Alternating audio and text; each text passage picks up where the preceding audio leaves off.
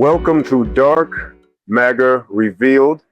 I'm your host, Theo E.J. Wilson, and we are doing a deep dive into the shadow elements that seem to have snuck their way into power using the MAGA movement as a Trojan horse. Now, many of you all remember when I made this video. Check it out. Hey y'all, do you remember when Donald Trump said this? We'll actually build new cities in our country again.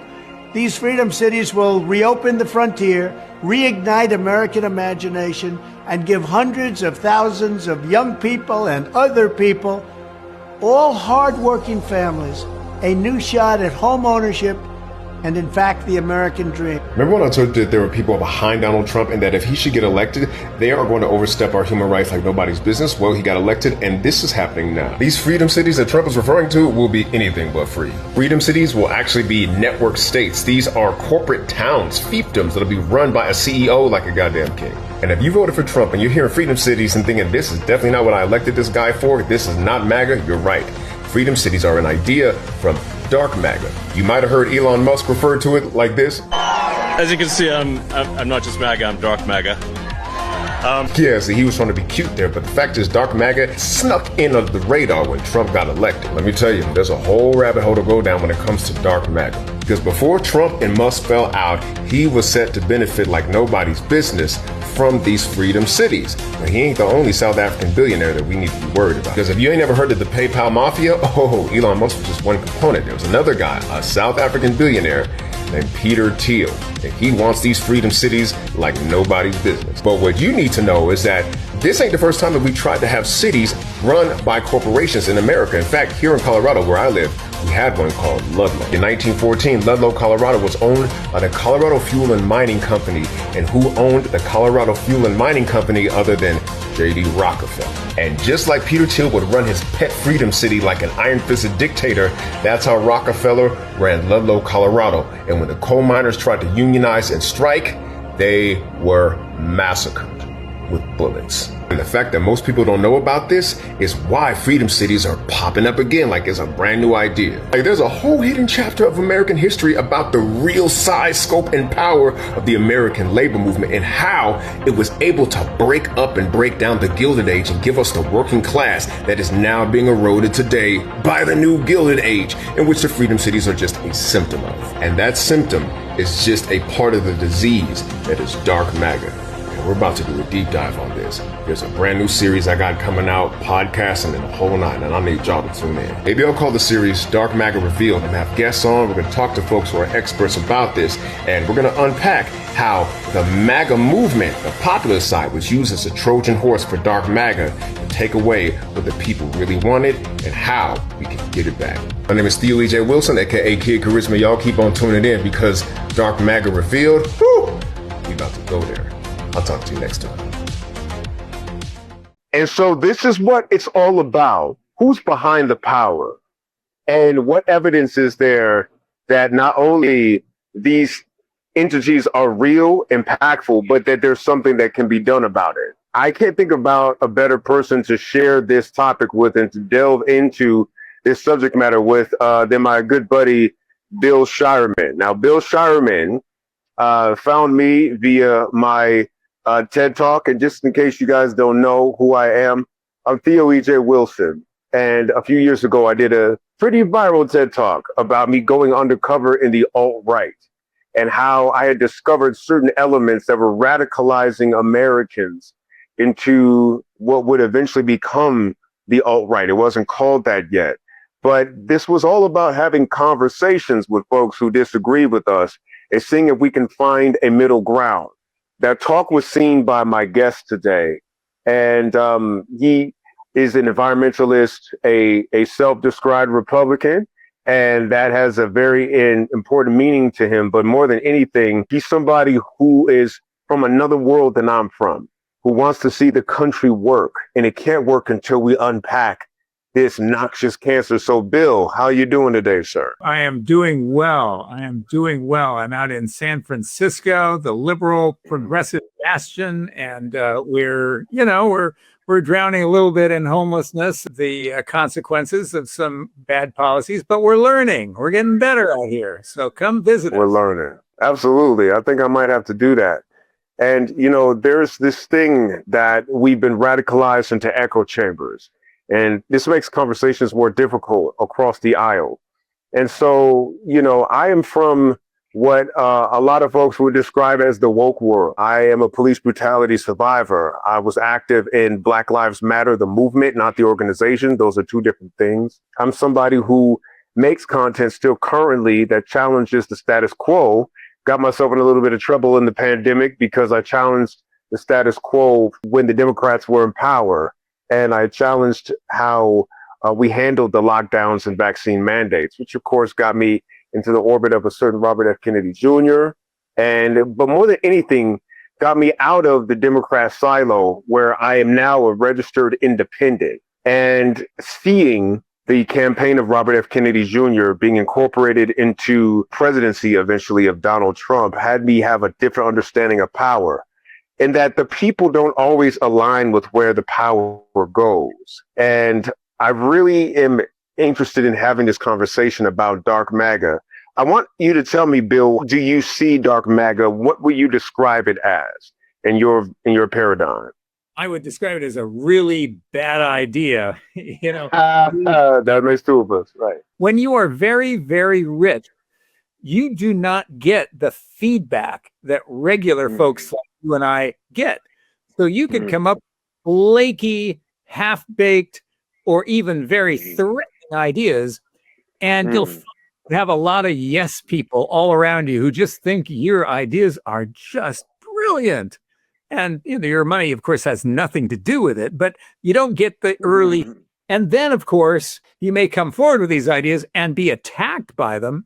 And when you're attacked for your ideas, then you tend to double down and you get behind them. So here's what's happened. We have this elite club, and it's an actual club of tech billionaires born in Silicon Valley, more powerful, more rich than any ruler in the history of the planet, who are convinced that democracy has failed. Now, there are lots of reasons to be convinced. But they are convinced that democracy has failed, and that for the good of all, but particularly for the good of their investments and their futures, they need acquire the data and the institutions of the federal government.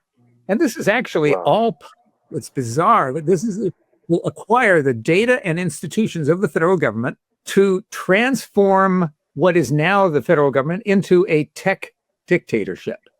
They say we all are too sensitive about the word dictator. We should get used to it because dictatorship, they say, is really the best form of governance. Not bad.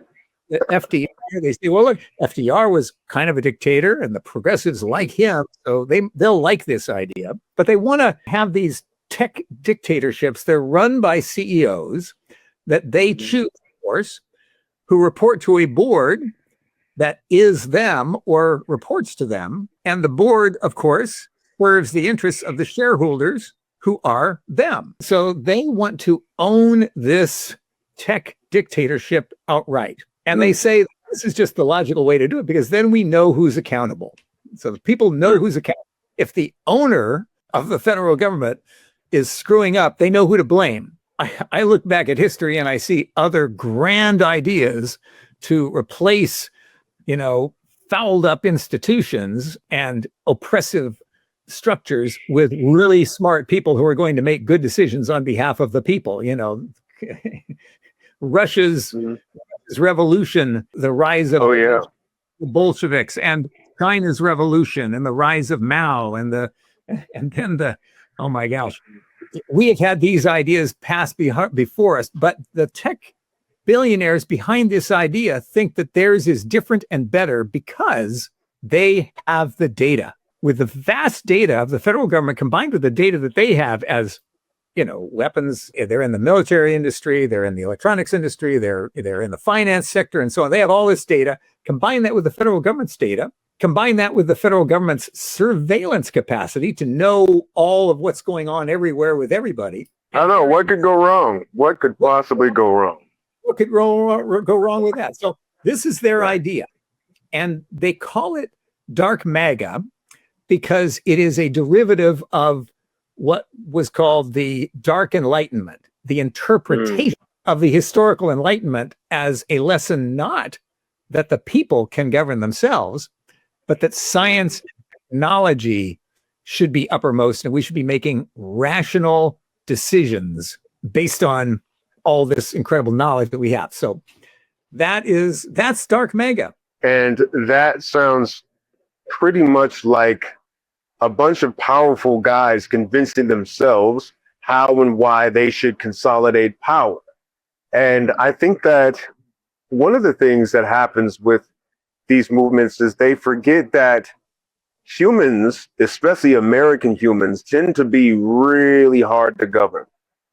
And American people have this ethos that even other people who study populations have said makes us very difficult to control. It's just a part of who we are, I think, as a country and as an ideology. Dictatorships, as we are finding, are having a difficult foothold here. However, that doesn't mean that they won't give it the old college try. The most powerful thing that you said that I really resonate with that could make this different and not in a good way is the tech portion of it. Yeah. Because the technology element has the means to control unlike anything that has existed in history before.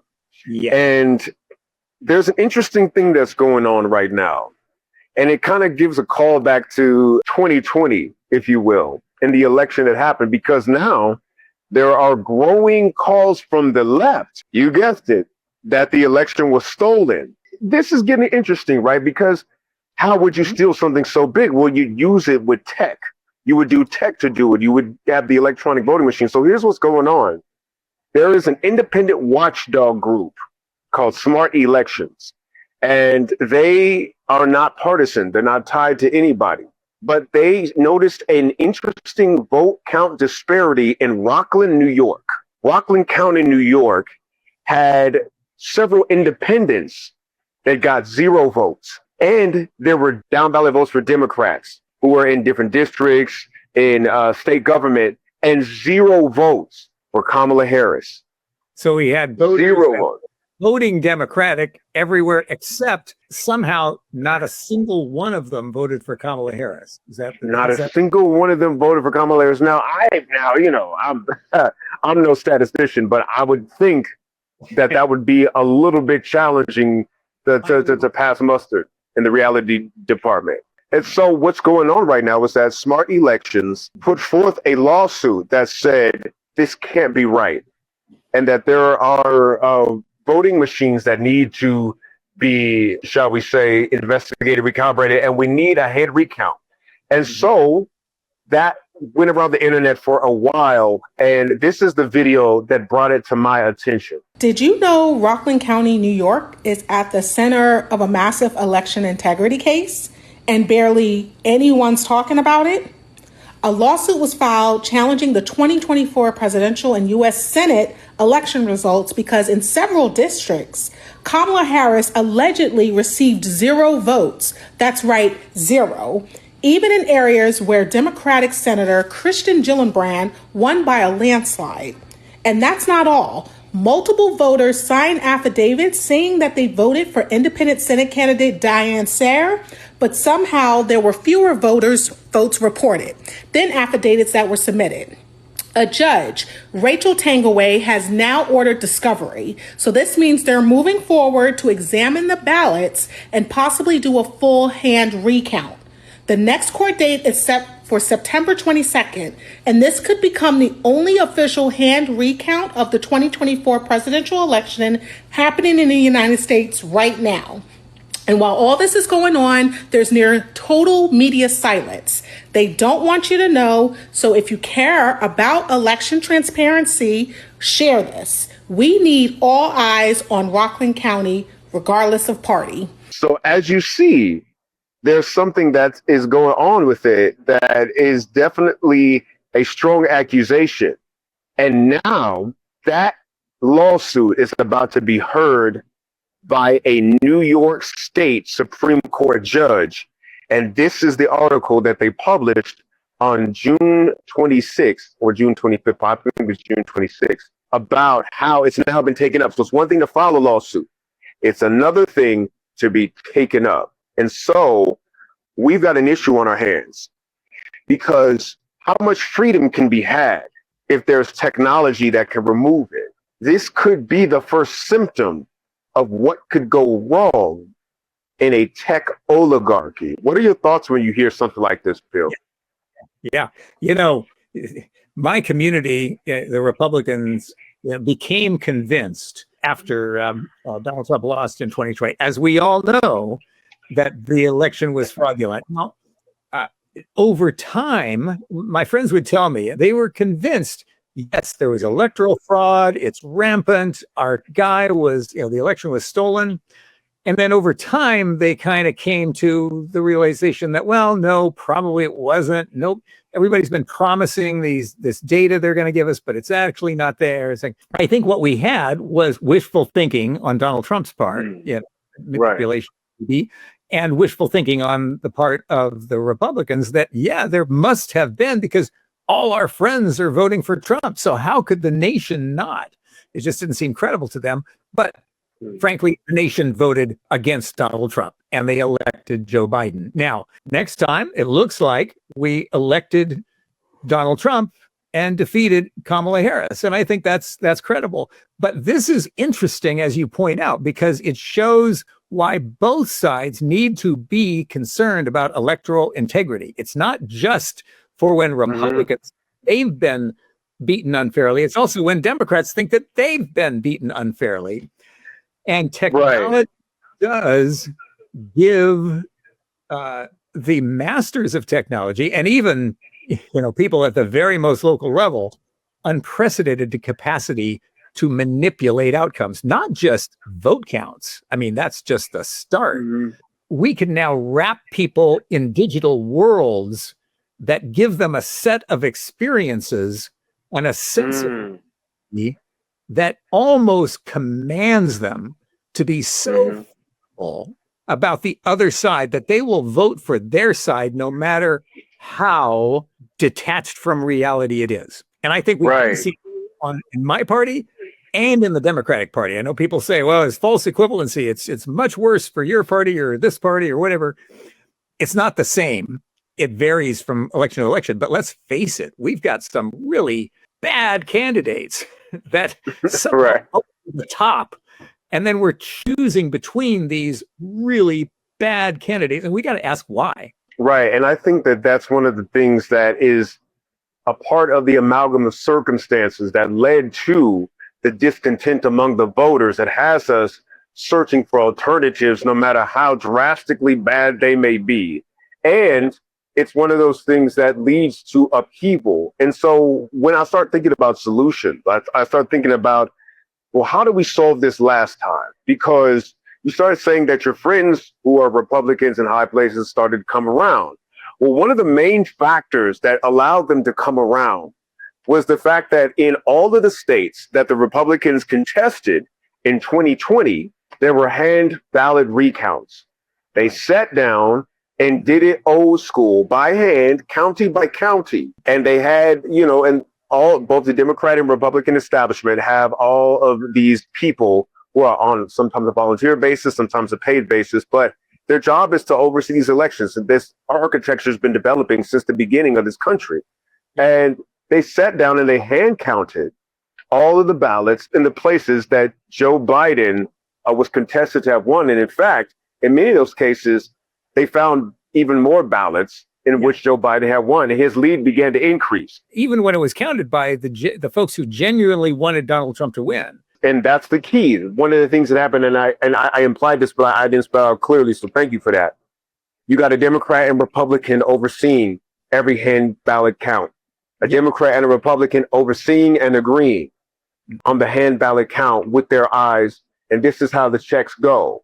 And so what we have is a situation where we haven't evolved technology advanced enough to solve the problem of needing to keep to the system of making sure that you have visual hand count oversight. And as the country gets larger, this is a harder thing to do, but we may have to be more patient in our election results. When we talk about solutions, sometimes the solution to high-tech problems come with, low-tech solutions. And that might be one of the things that needs to happen. One of the other things that needs to happen is, I believe that more, and I don't think that Smart Elections, the one who's pushing this lawsuit on behalf of Rockland County, is the only organization like it.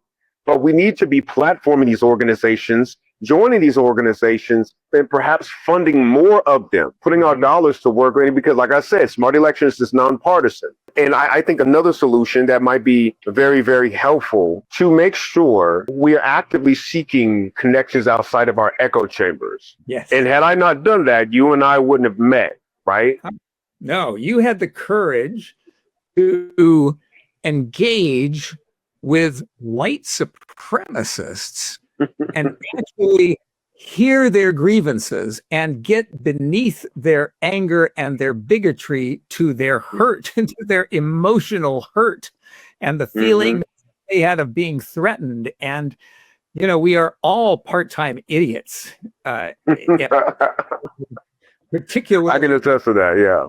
I mean, particularly when our good and wonderful and nasty neurotransmitters in our brain are triggered and they short circuit, they go right past our conscious brains and tell us, oh my God, you may have been hopeful about this. You may have been thinking, positive thoughts and la, la, la, la, la. But guess what? You are in mortal danger right now. You better set all that aside and go kill the enemy. Yeah. And that's what we're getting triggered to do. And it's Democrats and Republicans that we're all triggered to do that. And that's why when these tech billionaires look at, they're this tiny fraction of the public. The rest of us are this giant blob of data that they can kind of move around, and we look pretty stupid to them. We look like, oh my God, these are the people we want to trust our future to. Now, they're doing a lot of manipulation, and they're certainly creating the tools by which others are doing manipulation. But they look at us and they say, no way we're going to put our future in the hands of this mob elements that come and kill us all if we give them half a chance. Right. And let me just say, one of the people who we pointed out in my original video was Peter Thiel. And Peter Thiel had an interesting interview. He had some interesting viewpoints, and I'm using interesting as a euphemism because I want to be kid friendly on this. But check out what Peter Thiel had to say when he was asked about humanity continuing. You would prefer the human race to endure, right? You're hesitating. Yeah, well, yes. I don't know. I would. This is a long hesitation. This is a long hesitation. There's so many questions implicit in this. Should the human race survive? Yes. Okay. But I also would I also would like us to radically solve these problems. When you looked at how Peter Thiel sweated, and this is just my perspective, it looked as if this validates what you said, Bill. I'm not sure if he's actually had these ideas about humanity challenged out loud by somebody who actually gets, and this interviewer was from the right, this was a right-leaning person. What was most salient to me is watching Peter Thiel sweat and stumble like that, is that he's still a person. He's still a human being. There's no inherent supremacy. I don't see any capability that these folks are exhibiting that I wouldn't have under the same, I suppose, economic circumstances. And so humans fundamentally know that ultimately we're equal, and that the power given to monarchs, to dictators, to oligarchs is completely incompatible with their capacity when it comes to decision making that affects so many folks. And I think that that's why the founding fathers of this country, in their many flaws, we're not going to say that these folks were perfect. That's a different episode. Oh, I think, but they understood that humans, given the right information, are capable of self-governance. And if these new powerful folks have a problem with that, their ideals are fundamentally un-American. I think we're dealing with real deep psychological issues that everybody deals with. But, I think we all want to feel like we have meaning, that our lives have meaning, that we have purpose. Most of us go through life and we have, a varied degree of success. We do pretty well. And, we provide for our families. Some people are driven by such a passion to demonstrate their meaning, their value, that they accumulate incredible wealth and power. And some people, it's luck, and some people it's skill, and some people it's timing, and some people, there are all kinds of reasons people become incredibly wealthy, but they suffer from two maladies: a sense of superiority and a sense of inferiority. And I think they play with these two. The tech billionaires, and most billionaires, quite frankly, their greatest fear is that they are normal. Wow. And to be normal just seems to them to be incredibly dehumanizing. So they have a strong incentive to believe in their own supremacy. They got all this money. They must be supreme. They must be amazing. And yet really fear, and many of them are deeply insecure. The money and the power and the adulation is a way to deal with that insecurity. So it's important that we see them as human beings, flawed, regular human beings like you and me, but in extraordinary circumstances where they have more money than we could imagine, and not condemn them because they're not as powerful or infallible as they seem. Even though they have all this money, it's going to be hard for me not to condemn them, Bill. I'm going to be honest with you. I'll be struggling with that one. I know. But, I have spent my life, I was a young activist, as a Republican environmental activist. That's an anomaly these days. It wasn't as unusual when I was growing up in Silicon Valley. But so I loved capitalism. I loved actual free enterprise, not crony capitalism, and not government, corporate control, and so on. But I loved actual free enterprise. And I loved the environment. I loved nature. And I saw the two threatening one another. And I thought, how do we make sure that when we're making profit, we're also doing good? And I became a specialist in pursuing policies that would do that. And initially, I demonized the corporations that were opposed to the policies that I was advancing. So, I protested the oil companies, the big seven, and I battled, PG&E, the local utility. And my biggest war was with the beverage industry and the packaging industry and all those. So those were my arch enemies. My campaign allies demonized them. And then they, in turn, demonized us. They hired PR firms. PR firms would do profiles on all of us. They'd say, "Oh, this Shireman guy, he's pretty evil. You gotta watch out for him. You better pay us a monthly retainer so we can watch what he's doing, report it to you, so you can counteract it." We're all demonizing each other. But when I actually began to meet with my ostensible enemies, it turned out they were human beings. And in fact, some of them really wanted to support what I was supporting, but they needed me to understand the power dynamics that they were working in.